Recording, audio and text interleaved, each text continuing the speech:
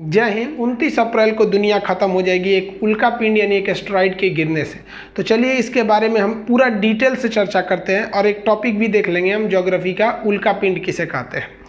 देखिए, solar system में वर्तमान समय में 8 ग्रह हैं। अभी हमारा मेन टॉपिक है उल्का पिंड को समझना, यानी एस्टेरॉइड और मेटेओरॉइड इस सब के बारे में। तो हम अभी ग्रहों पर फोकस नहीं करेंगे। सूर्य के पास जो सबसे करीब ग्रह है वो उसका नाम है बुध, ये मरकरी को हम लोग हिंदी में बुध कहते हैं, उसका शुक्र यानी मीनस। अब हम मेन टॉपिक पे आते हैं। ये रही हमारी पृथ्वी यानी अर्थ हो गया।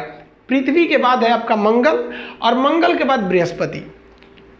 मंगल और बृहस्पति के ऑर्बिट यानी कक्षा के बीच इन दोनों ग्रहों के टुकड़े इनके बीच आपस में घूमते रहते हैं। ये बहुत लाखों की संख्या में ये टुकड़े, बड़े बड़े टुकड़े हैं ये।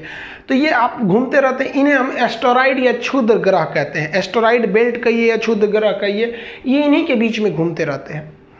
ये अगर ये एक ही बार धड़ाक से पृथ्वी पर गिर जाएंगे ना, ये इधर, तो ये सब मर जाएंगे सब ये ग्रह। जान तो केवल पृथ्वी पे, मरेगा कौन? हम ही लोग जाएंगे। तो इन ग्रहों, इन क्षुद्र ग्रहों को जो एस्टेरॉइड है, एस्टेरॉइड बेल्ट, उन्हें खींच कर रखता है बृहस्पति यानी जुपिटर। इसीलिए जुपिटर को हम वैक्यूम क्लीनर के नाम से जानते हैं, खींच के रखने के कारण। तो बृहस्पति सबसे बड़ा ग्रह भी है, ये खींच के रखता है। अब हम मेन टॉपिक पे आते हैं। आप एस्टेरॉइड यानी क्षुद्र ग्रह समझ गए, ये यहाँ से देखते चलिए, समझते चलिए, अगर लिखना है तो नोट्स बनाते चलिए। आप एस्टेरॉइड यानी क्षुद्र ग्रह समझ गए। देखिए अब ध्यान से, ये एस्टेरॉइड या क्षुद्र ग्रह को मंगल जो है ना, कभी कभी अपनी गुरुत्वाकर्षण शक्ति से लगाकर जो यहाँ पर कमजोर पड़ते हैं, यानी जो बृहस्पति से थोड़ा ज़्यादा दूरी पे हो, उनको खींच लेता है और खींचने के बाद मंगल अपने ऊपर गिरा लेता है।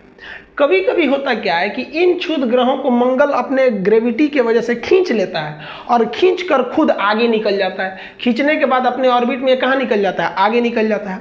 अब आप बताइए, अब ये जो उल्का, ये जो क्षुद्र ग्रह है, अब ये तो गिरेंगे। ये बकलोलवा खींच के भाग गया मंगल, अब गिरेगा किस पर? पृथ्वी पर। तो इन्हीं को हम क्या कहते हैं? उल्का कहते हैं। ये क्षुद्र ग्रह जब पृथ्वी की ओर चल देते हैं तो इन्हें हम क्या कहते हैं? उल्का कहते हैं। तो अगर आपसे कोई कहे कि उल्का को इंग्लिश में क्या कहते हैं, तो मेटेओर कहते हैं। और ये क्या कहलाते हैं? उल्का।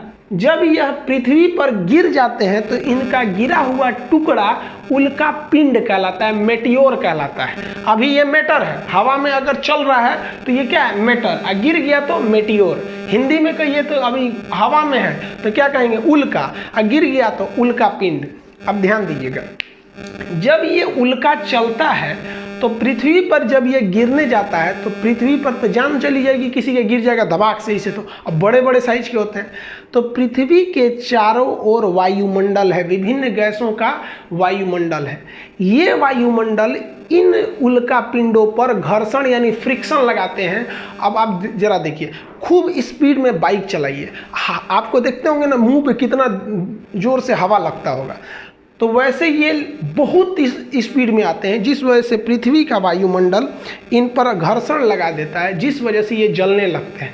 और इनकी स्पीड कम नहीं रहती, बहुत तेज आते हैं। तो ये जलते हुए रात में ऐसे दिखाई देते हैं, तो जिन्हें हम लोग कहते हैं टूटता हुआ तारा। इनसे ही हम कहते हैं शूटिंग स्टार या तारे जमीन पर कहते हैं, टूटता हुआ तारा।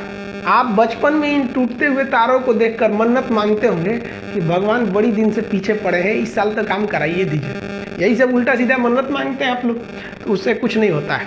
तो ये क्या है? ये तो क्षुद्र ग्रह है जो यहाँ गिर रहा था।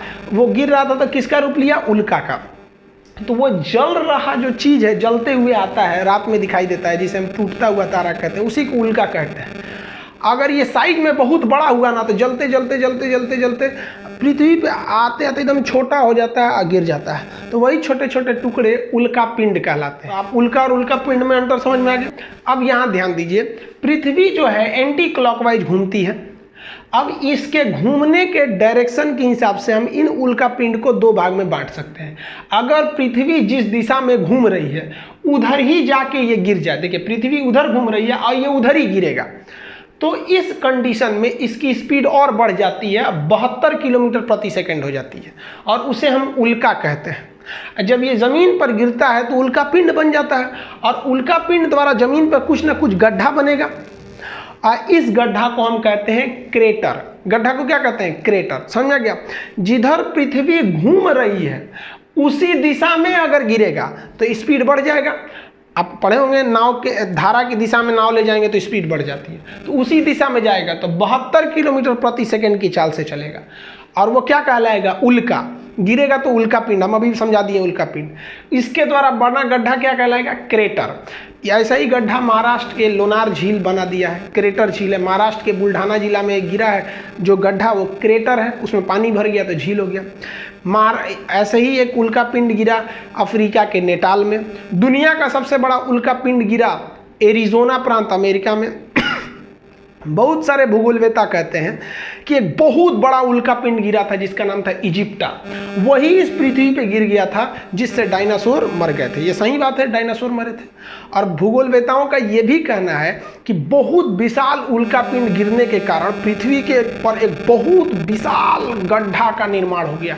उसी गड्ढे में जब पानी भर गया तो महासागर वगैरह के निर्माण हो गए। समझ में गया? जैसे प्रशांत महासागर, इस सब का उल्का पिंड के। हालांकि इसका कोई वैज्ञानिक साक्ष्य अभी 100% इसकी दावा नहीं करता है। तो जब विपरीत दिशा में आता है तो उसकी गति हो जाती है 12 किलोमीटर प्रति सेकंड, और उसे कहते हैं बोलाइट। बोलाइट में भी चमकेगा, तारे जमीन पे या टूटता हुआ तारा, बोलाइट की चमक ज्यादा होती है, वो विपरीत दिशा में आ रहा है। और जब ये बोलाइट जमीन पर गिर के गड्ढा बना देता है तो उसे कहते हैं टेक्टाइट। तो विपरीत दिशा में एंट्री किया तो बोलाइट, उसी दिशा में एंट्री किया तो उल्का। जैसे कोई व्यक्ति इधर से आ रहा है, इधर आ रहा है, एक तमाचा मार दीजिए तो उसकी गति इधर है, इधर एक तमाचा मार दिए तो दोनों की दिशा क्या है? विपरीत है, तो वो बहुत तगड़ा तमाचा लगेगा। आइए क्या कहलाएगा? बोलाइट। तो देखिए पृथ्वी इधर से आ रही थी, सोच रहा इधर जाके धड़ाम से लड़ गया, तो इससे क्या कहेंगे? बोलाइट। ये चमकीला होता है। अब मान लीजिए कोई व्यक्ति इधर से जा रहा है, इधर जा रहा है, इधर तमाचा मारेंगे तो उसको कम चोट लगेगा क्योंकि दोनों की दिशा सेम है। अब पृथ्वी ऐसे घूम रही है, उधर ही जाके उल्का गिर जाए तो थोड़ा सा कम झटका लगेगा, वो कम चमकीला दिखाई देता है, उसकी स्पीड ज़्यादा होती है। तो उल्का और बोलाइट में आपको अंतर समझ में आ गया? उल्का क्या होते हैं सब, यानी क्षुद्र ग्रह, उल्का पिंड, ये सब समझ में आ गया आप लोग को? किसी को कोई दिक्कत नहीं है? विशाल उल्का पिंड जिसका एरिया लगभग 1 किलोमीटर स्क्वायर में है। सोचिए उतना लंबा उल्का पिंड, उतना बड़ा उल्का पिंड पृथ्वी पर यहाँ से चला है वो बहुत तेज स्पीड में। उसकी स्पीड लगभग 1 लाख किलोमीटर, मतलब जैसे प्रकाश की चाल कितनी होती है? 3 लाख किलोमीटर प्रति सेकंड। उसकी जो चाल है 1 लाख किलोमीटर प्रति सेकंड है, बहुत तेज गति से निकल रहा है। और उसका एरिया है 1 किलोमीटर स्क्वायर का, उतना बड़ा एरिया है। अगर वो पृथ्वी पे टकरा गया ना तो जिस तरह से डायनासोर को इजिप्टा नामक उल्का पिंड ले गया था, इसको ये ले जाएगा। तो ये बहुत तेजी से निकलने वाला है। इसका जो नाम है, जो 29 अप्रैल को जा रहा है, उसका नाम है 1998 OR2। ये नाम दिया गया है नासा के वैज्ञानिकों द्वारा। आप घबराइए नहीं, ये पृथ्वी पर नहीं गिरेगा, ये पृथ्वी से बहुत दूर पे गिरेगा। 18 लाख किलोमीटर दूर पृथ्वी से गुजर जाएगा। पृथ्वी पे गिरेगा नहीं, पृथ्वी से 18 लाख किलोमीटर यानी 1.1 मिलियन किलोमीटर दूरी से ये निकलेगा। देखिए अंतरिक्ष में 1-2 लाख किलोमीटर की कोई दूरी बहुत बड़ी दूरी नहीं मानी जाती है। अंतरिक्ष में तो प्रकाश वर्ष में दूरी नापी जाती है। तो ये जो उल्का पिंड गिर रहा है इसकी चाल बहुत तेज है, 1 लाख किलोमीटर पर सेकंड है। अगर ये पृथ्वी पे आ जाएगा ना तो फाड़ के निकल जाएगा पृथ्वी को।